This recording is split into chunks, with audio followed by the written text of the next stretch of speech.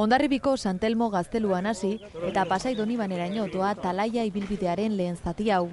22 kilometro dira itsasertzean barrena oinez egiteko prestatuak eta herritar guztientzat zabalik. Nik uste dut guk egin dugun ahalegina izan dela gerturatu natura ahalik eta hiritar gehienena. Familiak, adineko jendea, baita ere elbarritxuak, azkenean, nik uste dut gizarteari oro har eskaini behar zaiola almena naturaz gozatzeko. Ez dauka galbiderik bidean seinaleak eta interpretazio panelak edonon aurki baitaitezke. Gaur inaugurazioa zela eta ibilbidearen zati bat egin dute proiektuan parte hartu zuten instituzioetako agintariek. Markel Olano aldu nagusiak, Xabier Iturbe kutxako zuzendariak eta Hondarribiko eta Pasaiako alkateek.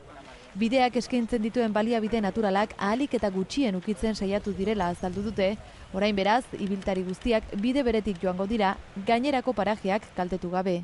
Nik uste dut bide honekin lortzen duguna da, gizaki guztiok toki beretikan pasatzea, eta beste mendia nahiko libre ostea, ez? Gipuzkoako Talaia ibilbide honek Baionatik Hendaiara heltzen den itsasertzeko ibilbidearen lekukoa jasotzen du. Momentuz, zabalik dauden 22 kilometroei, beste 58 gehituko zaizkie, datozen hilabeteetan, eta guztira Gipuzkoa osoko kosta zeharkatuko dute, Hondarribitik hasi eta Mutrikuraino.